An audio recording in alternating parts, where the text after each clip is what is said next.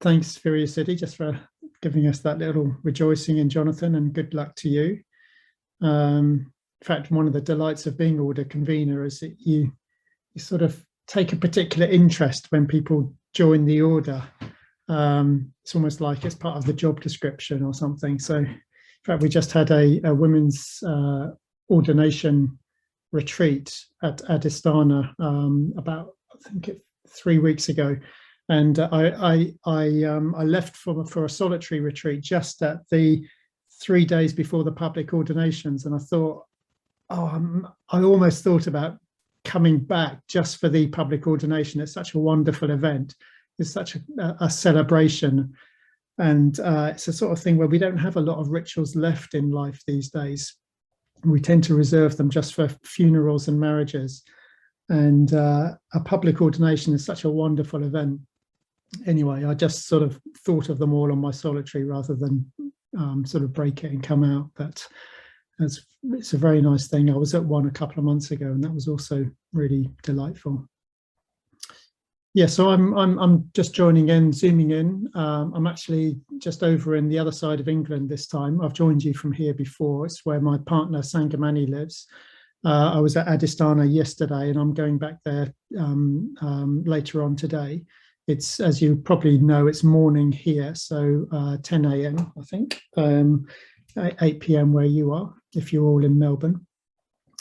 I suggested just having a couple of themes over these 2 weeks, which I called solitude and collaboration. And that's another way of saying the individual and community, or the individual and Sangha. It's also another way of saying wisdom and compassion.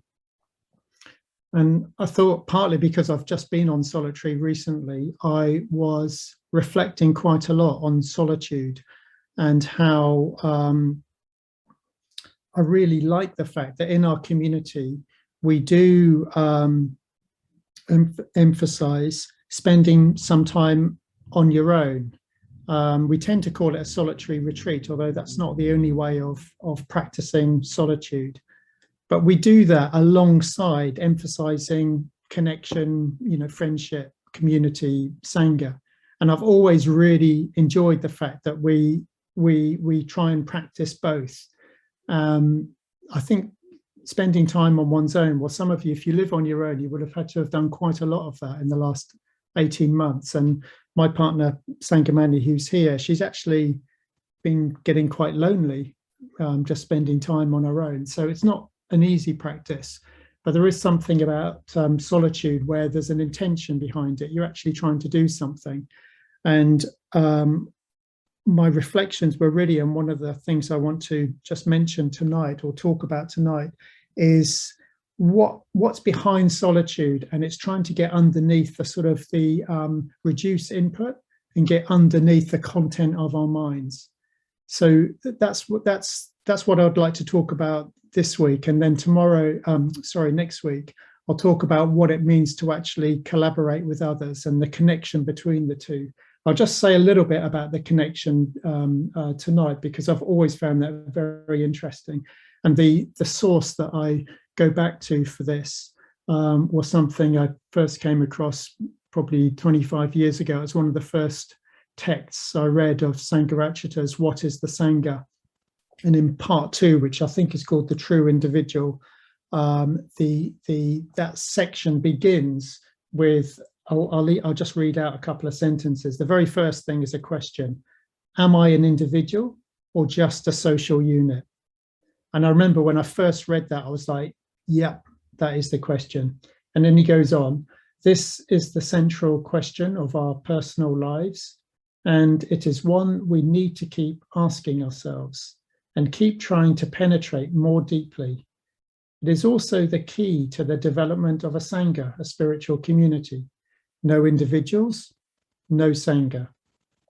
Any consideration of what the Sangha is must therefore include as full an understanding as possible of the nature of individuality. And in a way, I mean, there's many ways in which one can describe a Dharma life, a Buddhist life, but one of the ways I describe my own life is a working out of the implications of that, of how to be a true individual and at the same time collaborate with others.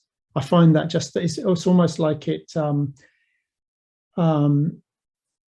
spoke to me from all of my life experience that I'd had up until then of trying to answer that question, even though I'd never framed it like that. And when Senghor actually goes into the characteristics of a true individual, which he does straight after this section, I think he comes up with 9 characteristics, and I'll just say what the last 2 of them were. Eighthly, you are alone. To be an individual in the midst of people who are not individuals is to be alone.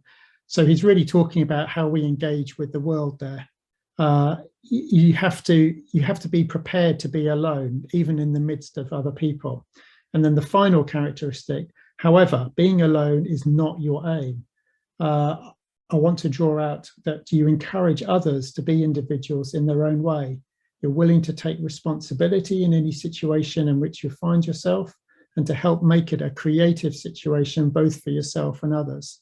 And that is a description of a Sangha. That's how you build a Sangha. And that's what I see all of us contributing to, actually. I think when you come into sort of something about when you even turning up tonight, for example, it's not just like me speaking, like everybody makes a contribution just by turning up. It's easy to undervalue that or underestimate it.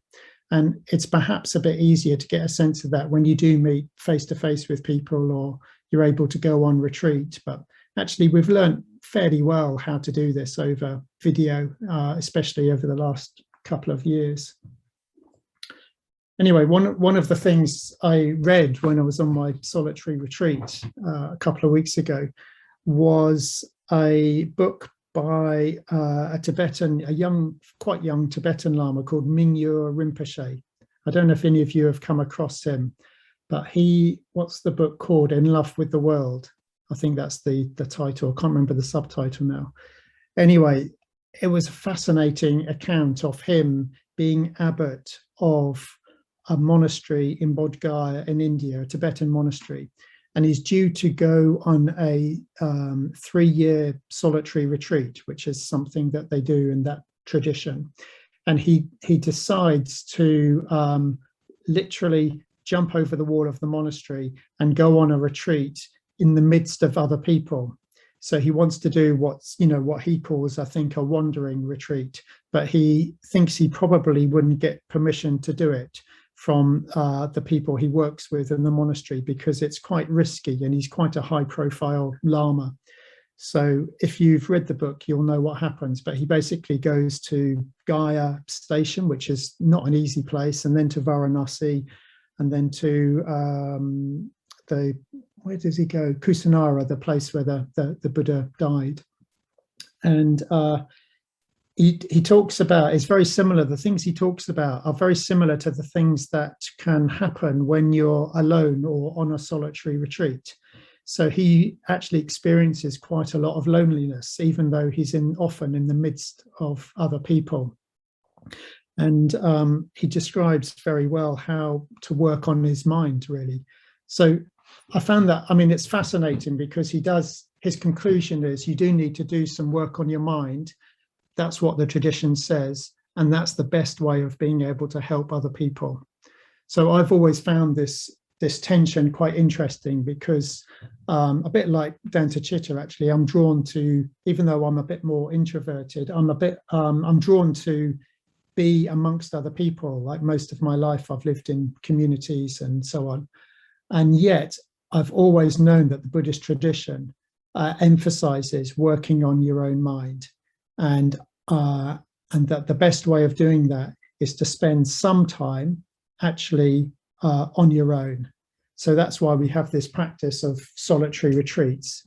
Solitary retreats are a strategy, really, of experiencing solitude. And so they're not the only way. Like if the principle is solitude, then there's many ways in which you can express it. So, for example, and I think I've talked about this sometimes when I've actually been to visit Melbourne, because I'd often come there on a long journey, maybe stopping off and visiting other places. And sometimes I would use those, the train stations and the airports, a bit like Mingyur Rinpoche, just to try and practice solitude, to actually be alone in the midst of activity and try and get underneath the sort of content of my mind. But it's also true that spending time on what we call solitary retreats is a good thing to do.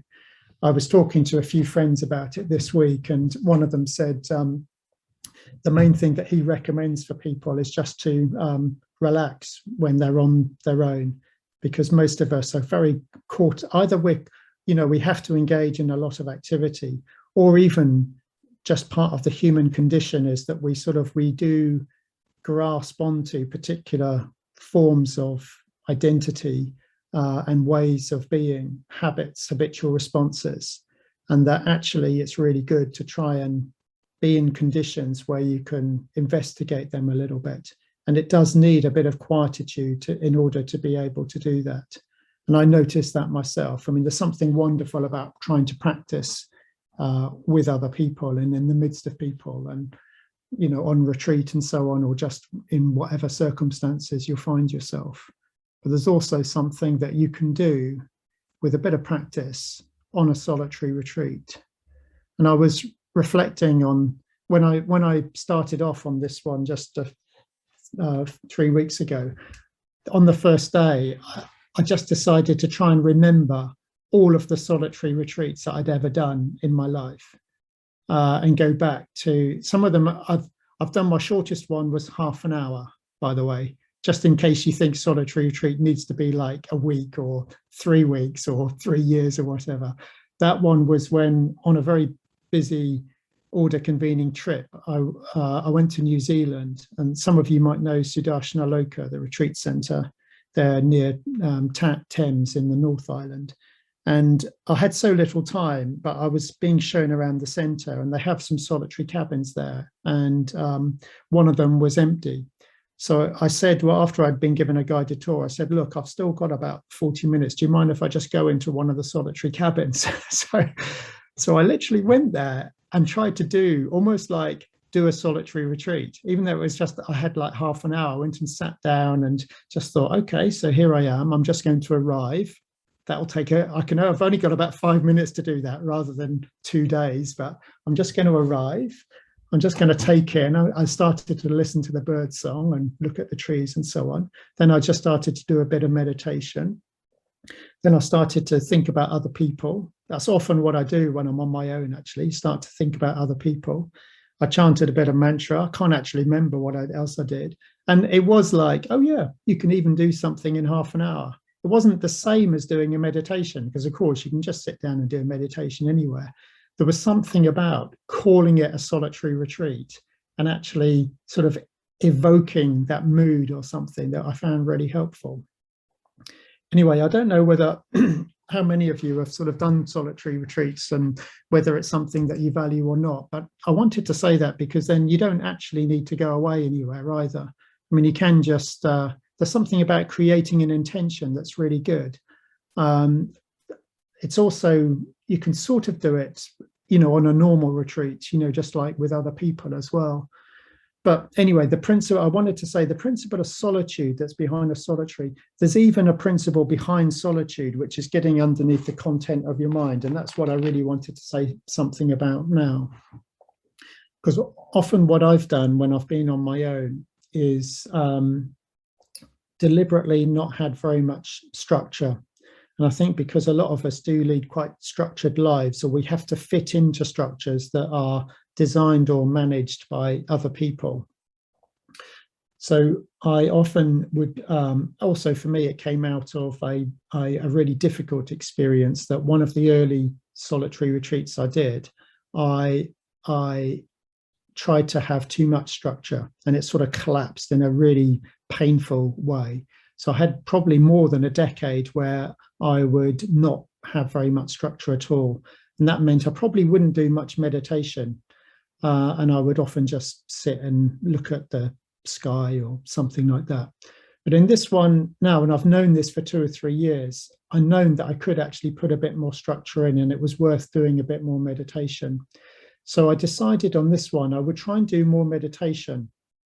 But I know that even doing that, sometimes that means you can get a bit tight, because you start to set up an expectation that you want to go deeper, you want to experience some absorption, you think you're doing the right thing, all of those sorts of things. So I decided what I would do is in the morning, so I would try not to read very much, but I would meditate on the hour, every hour, from when I got up until lunchtime, and then a little bit less in the afternoons. But the sits themselves would be quite short. So I might just do 10 minutes or 20 minutes, sometimes 30 or 40. But it's quite a good way. I just want to say it's quite a good way if anybody, wants to do. Sometimes I just do like a retreat day at home as well, where I'll do something similar. It's quite a good way of building up a bit of integration and sort of absorption without having to try too hard. Like you don't have to sort of sit for an hour and a half at a time or something. So anyway, that's what I would do. And then I would start trying to just get curious about what was actually going on. I was using some of the categories from the sort of Pali Canon lists, like the 5 skandhas or the 5 aggregates, the Nidanas.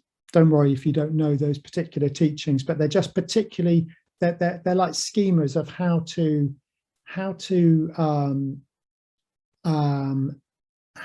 not just analyze, but how to categorize the nature of mind. So they're quite helpful pointers. I was trying to move right from the way that I interpret the world, the stories that I tell, the way that even perceptions, narratives, just the way that consciousness works. I was trying to work back to what you might call sensation is probably the best word I've got.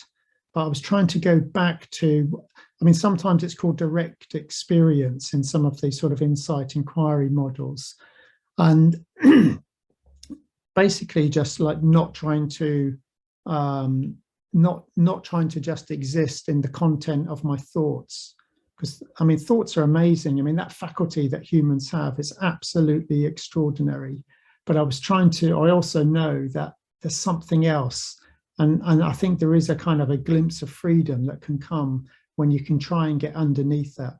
So I was trying to get back, almost like work my way back to sensations, especially felt sensations in the body, though I was also trying to practice this with auditory, the auditory sense, like noises, sounds, and so on. Also visually as well, because often what happens is when you see something, hear something, think something, the mind has just leaped so quickly. It labels it, it decides whether you like it or not. Do you want more of it, less of it? You categorize it. It's just like the whole thing just happens, or just in a thought moment. So it's actually not that easy to try and get back underneath it. And I think it's worth doing. It's worth trying to get back underneath it. It is possible. And I think one of my questions tonight, when I stop talking, I'd like us just to get into small groups. I'd like to know whether you've been able to have some experience of getting underneath your thoughts and underneath the content, the ideas, the interpretations of your mind, because I think it is a really fundamental part of Buddhist practice.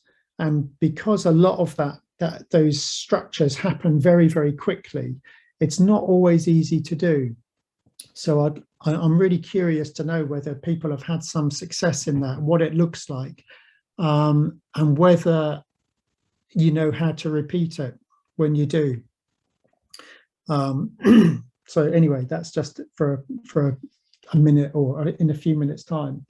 But one of the things I was trying to do was, like, often, we know all about the distracted mind just from meditation and so on. And, we can think, oh, distractions, what a pain. They just, we try and get rid of them, or we try and get underneath them or something. And one of the things I was trying to do comes from Subhuti, who's one of the main teachers in Sri Ratna, but he's also a good friend of mine. And he says, how does he put it? Someone was reminding me the other day, when you experience a distraction, get curious about what value the distraction is providing for you. So it's not just about the content of the distraction, but what value does it give you? In other words, you can start to reframe distractions as having some kind of positive. There's obviously a positive reason why you go there. And it's worth trying to spend a bit of time like looking at what that is and how that happens. I also spent quite a lot of time, and this is partly influenced by my partner, Sangamani, and how she works when she trains fundraisers, as Dante Chitta knows, of just trying to get back to your sort of more embodied experience. That's something she says, that because of my character type, I often don't know what I'm feeling.